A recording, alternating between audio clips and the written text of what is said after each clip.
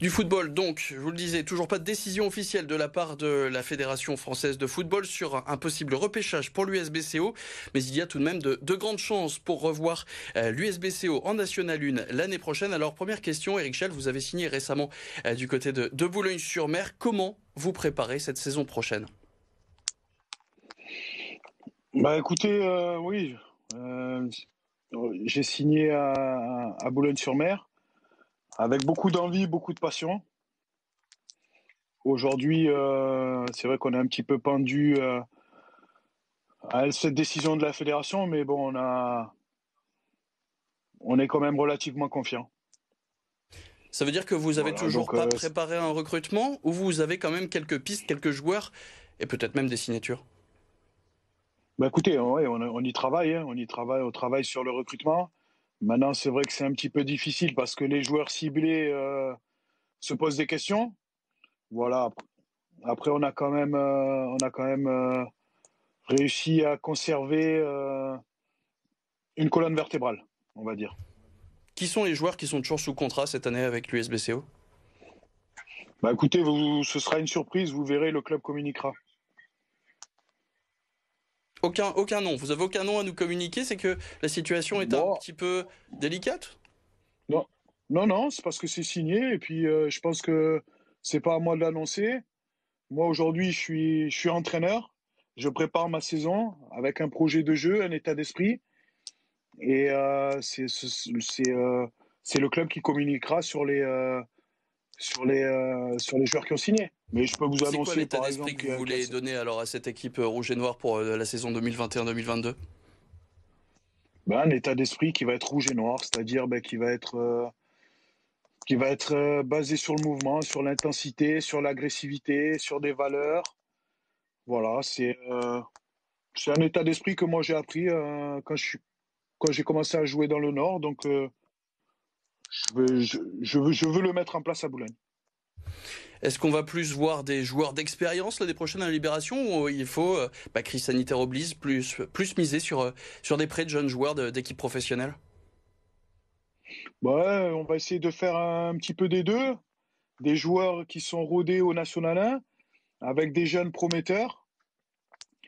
Voilà, le critère numéro un, c'est quand même d'avoir des bons mecs, encore une fois, avec un état d'esprit exceptionnel, et puis qui vont être capables d'évoluer dans un groupe où, je l'espère, le plus homogène possible en qualité. Vous avez annoncé notamment vouloir des joueurs du cru. Il n'y en avait qu'un seul boulonnais dans votre effectif, c'était Rémi Duterte. On a annoncé la fin de son contrat. Est-ce que c'est pas un petit peu la première dissonance de votre projet? Dissonance, non. Dissonance, non, parce que déjà, je ne pense pas avoir dit je voulais jouer des joueurs du cru. Je pense pas que je l'ai dit. J'ai dit que je voulais une identité à cette équipe. Voilà, Rémi, c'est un joueur qui a apporté beaucoup à ce club. Voilà, aussi bien sur le terrain qu'en dehors. Voilà, moi j'aurais aimé discuter un petit peu avec lui. Bon, ça n'a pas été possible, donc ben, on va avancer tout doucement et puis construire quelque chose pour fidéliser un club, un public et une région. Vous parlez justement du public. La saison dernière, elle s'est terminée avec quelques tensions. On va dire quelques tensions avec les supporters. Comment on renoue le lien avec les supporters? Ça va déjà passer par le jeu? Non, déjà par l'état d'esprit, voilà. Ensuite, par le jeu et enfin par les résultats. Moi aujourd'hui, ben, j'arrive, comme je le répète encore une fois, mais j'arrive avec toute mon envie, toute ma passion et tout le plaisir que je vais pouvoir apporter à cette équipe, à ce groupe. Voilà, donc après, bien sûr, que je vais être jugé comme tout entraîneur, mais je suis très serein dans ce que je veux mettre en place et dans ce qui va se passer. Mais dites-nous, qu'est-ce que vous allez vouloir mettre en place? Alors, c'est un jeu plus offensif peut-être?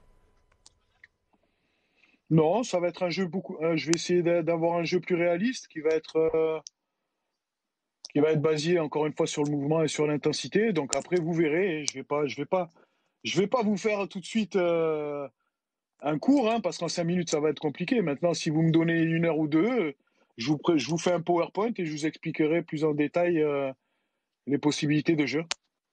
Promis, ça peut être très intéressant. Est-ce que vous avez au moins pouvoir faire très court si jamais je vous demande quels étaient les points faibles pour vous de l'équipe l'année dernière? Qu'est-ce que vous avez analysé? Qu'est-ce que vous avez vu? Ben déjà, l'équipe, elle marquait pas beaucoup de buts. Elle en prenait. Donc c'est vrai que l'efficacité dans les deux surfaces était, on va dire, très moyenne. Voilà, et puis je pense que moi, il me manquait beaucoup d'agressivité quand même et d'intensité dans les courses. Donc on va essayer de mettre ça en place. Parlons un peu de vous, Éric Schell. Vous êtes donc ancien capitaine du Racing Club de Lens. Vous êtes aussi passé par Valenciennes. Ça aussi, c'est ce capitanat, c'est ce côté un peu dur sur l'homme qu'on vous connaissez que vous allez essayer de transmettre à vos joueurs? Bah écoutez, transmettre à mes joueurs ce que j'ai dans le cœur, oui, je veux le faire à chaque moment, à chaque instant, à chaque entraînement.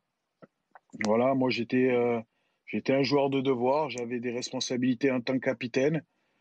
Le but du jeu, c'était de faire en sorte que tout le monde soit tourné vers un même objectif. Donc moi, c'est ce que je veux mettre en place à Boulogne. Voilà, je veux qu'on parle le même football et surtout qu'on ait le même état d'esprit. Vous parlez justement d'état d'esprit, c'est ça que vous retenez dans vos deux expériences dans le Nord, à Lens et Valenciennes? Tout à fait, parce que c'était des clubs avec une âme. Voilà, c'était le plaisir de venir dans ces clubs-là. Voilà, on sentait la souffrance historique qu'il y avait eu autour de ces deux clubs.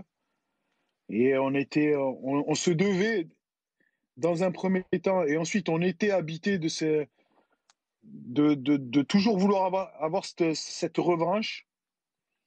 Donc voilà, moi c'est exactement ce que j'ai appris dans le Nord. Donc je veux mettre les ingrédients pour qu'on fasse une belle saison.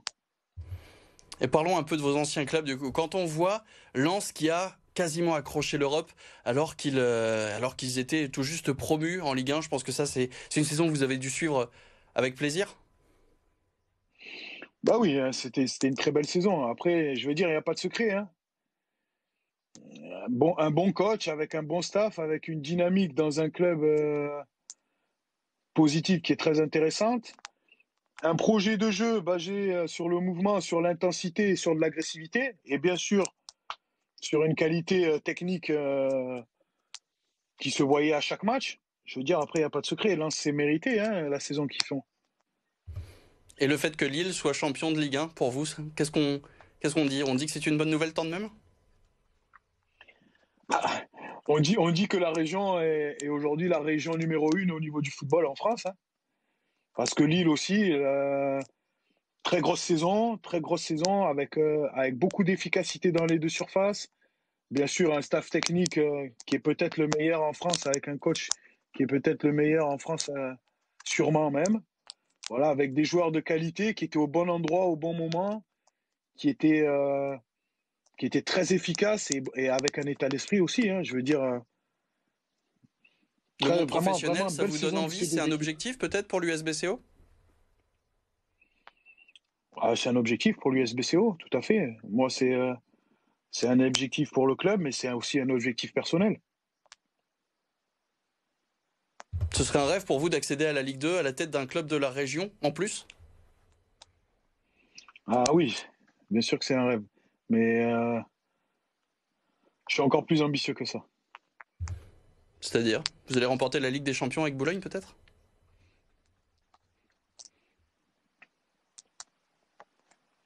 Joker.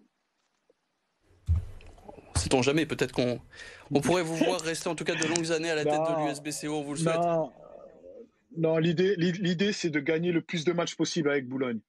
Voilà. C'est de jouer les matchs pour les gagner, qu'ils soient amicales, championnat, coupe. Ce que je veux, c'est gagner le plus de matchs possible avec l'USBCO. Voilà. Bien sûr qu'il y a cette envie de monter en Ligue 2, mais d'abord, avant de parler Ligue 2, il y a des bases à mettre en place, il y a des constructions, il y a une construction à mettre en place, et notamment cet état d'esprit. Voilà. Et Et on derrière, espère que après, ce sera en il y a une National saison. 1. Merci beaucoup, Éric Ouais, Schell, d'avoir été notre invité ce soir dans 100% Sport sur BFM Grand Lille et BFM Grand Littoral. Demain, on se retrouve pour votre magazine économique. Nous recevrons la lauréate de la BFM Academy, Margot Corréard. Elle est cofondatrice et directrice générale de Diagramme Technologies.